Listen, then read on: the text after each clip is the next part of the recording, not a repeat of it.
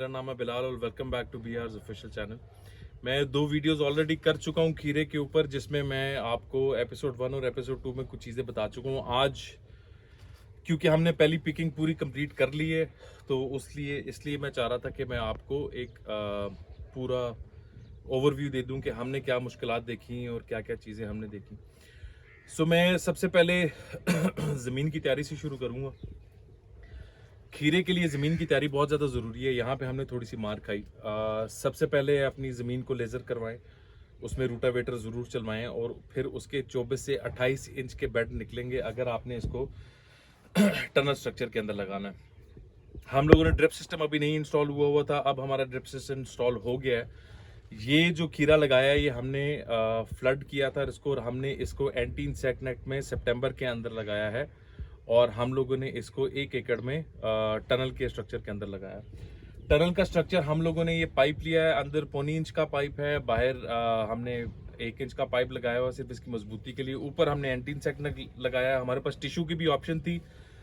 Anti insect net एक तो हमारे 5 से 8 सीजन निकाल जाएगा, और दूसरा जो है ये आपका किसी भी किस्म के इंसेक्ट की जो आता है, एक जो इंसेक्ट का अटैक आता है, उससे आपको बहुत ज़्यादा बचा के लगता है। तो बहुत ज़्यादा हमारे स्प्रेज उसकी वजह से बच गए। वाइट फ्लाई हो गई और बाकी उड़ने वाली मक्खी होगी, उससे हम बचे रहे। उसके अलावा टनल के अंदर ये क्रॉप नेट बहुत ज़्यादा ज़रूरी है। आप हमारी बेलें देख रहे होंगे बहुत ज़्यादा ऊपर चली गई हैं। ये क्रॉप नेट के बगैर आप इनको नहीं चढ़ा सकते थे, तो ये क्रॉप नेट बहुत ज़्यादा ज़रूरी है अगर आपने टनल के अंदर खीरा सितंबर में लगाना है। दूसरी चीज़ जो सबसे ज़्यादा ज़रूरी थी जी, ज़मीन की तैयारी में हमने नाइट्रोफॉस डाला था, सल्फ़र डाला था और पोटाशियम डाला था। उसके बाद हम खीरे को ज़्यादा पानी नहीं देते। खीरे को पानी हम सिर्फ तब देते रहे हैं जब खीरे को पानी की रिक्वायरमेंट थी। ज़्यादा पानी देंगे तो आपसे इसकी ग्रोथ कंट्रोल नहीं होगी या बहुत ज़्यादा हो जाएगी, या आपके फंगल इश्यूज इसमें आने शुरू हो जाएंगे। खीरा जब हमारा जो पौधा है 3 से 6 इंच की ग्रोथ में चला गया था, तो उसके बाद हमने इसको दोबारा खाद दी थी, जिसमें हमने नाइट्रोफॉस दोबारा दिया था और पोटाश हमने दोबारा दिया था, सल्फर दोबारा दिया था और SOP भी दिया था। इसका जितना भी फर्टिलाइज़र प्लान हमने अभी तक यूज़ किया है वो मैं सारा का सारा डिस्क्रिप्शन में दे दूंगा, ताकि आप लोग उसको इस्तेमाल कर सकें। कुछ अरसे के बाद जब हमारा छोटी छोटी फ्रूटिंग पे आ गया था, तो हमने इसमें कैन गुआरा भी यूज़ किया, हमने इसमें अमोनियम सल्फेट भी यूज़ किया, और हमने इसके अंदर ह्यूमिक एसिड भी यूज़ किया, पोटाशियम ह्यूमेट भी यूज़ किया था। दूसरी दफ़ा हमने जब इसको इरिगेशन दिया तो हमने इसमें ह्यूमेट नहीं डाला, हमने इसमें SOP डाला, सल्फ़र डाला, और हमने इसके अंदर कैन गुआरा डाला था। इसके बाद की इरिगेशन अभी हमने करनी है, जिसमें हम फर्टिलाइज़र यूज़ करेंगे, लेकिन अभी तक हमने ये फर्टिलाइज़र प्लान इसमें यूज़ किया था।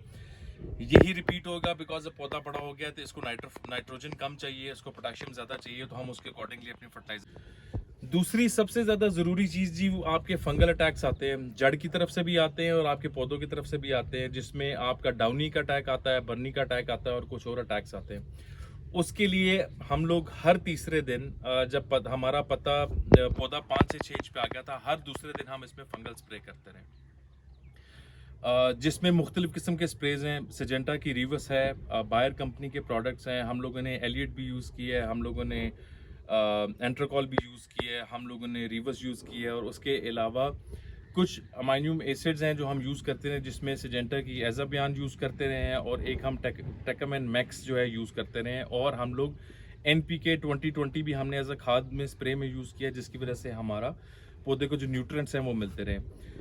ये प्लान भी थोड़ा सा मैं आपको लिख दूंगा डिस्क्रिप्शन में, ताकि जो नए फार्मर थे मेरी तरह जो स्ट्रगल कर रहे हैं वो उसको यूज़ कर सकें। एग्जैक्ट जो हम लोगों की पिकिंग हुई है वो 35 to 40 डेज़ के बाद हुई है, बिकॉज हम लोग थोड़ा सा बारिशों की वजह से खाद में और पानी में लेट हो गए थे, जिसकी वजह से हमें थोड़ा सा पौधा हमारा ज़्यादा बढ़ रहा था, लेकिन हमारा फ्रूट जो है वो ज़्यादा नहीं बढ़ पा रहा था। अब जो फ्रूट्स लगे हुए हैं उनकी सूरत हाल ये है कि कुछ हम 2 पिकिंग्स ऑलरेडी ले चुके हैं। ये अगर हम दिखा सकें, ये वाला फ्रूट अगर नज़र आ रहा है वीडियो में, कुछ फ्रूट्स की ये हालत है, कुछ हमारे इस कंडीशन पे पहुंच गए हैं, कैमरा को बेशक करीब लें जी, ये है, और कुछ हमारा वो जो नीचे बिल्कुल तैयार खीरा है, ये हमारी सिचुएशन है। आज ये कल इंशाल्लाह हम अपनी तीसरी पैकिंग ले लेंगे। अगर आपका टनल 100% जर्मिनेट कर चुका है और 90% भी कर चुका है, तो आपको 1 एकड़ में से तकरीबन 200 से 250 शॉपर मिलने चाहिए हर पिकिंग में, हर तीसरे दिन।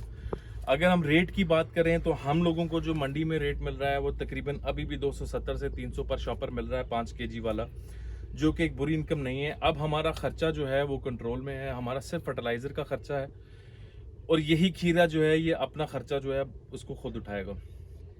इसके अलावा अगर किसी को किसी किस्म की हेल्प चाहिए, किसी किस्म की इन्फॉर्मेशन चाहिए, मेरा व्हाट्सएप नंबर दिया हुआ है। अगर आप कहीं स्ट्रगल कर रहे हैं, जिस तरह मैंने शुरू में बहुत स्ट्रगल की, तो आप लोग मेरे से पूछ सकते हैं। टनल का स्ट्रक्चर भी हम लोग हेल्प कर सकते हैं। अगर किसी को एंटी इंसेक्ट नेट चाहिए, शॉपर चाहिए, फर्टिलाइज़र प्लान में समझ नहीं आ रही, फंगल अटैक में समझ नहीं आ रही, तो हमसे रब्ता कर लें, हम आपकी इसमें हेल्प करेंगे।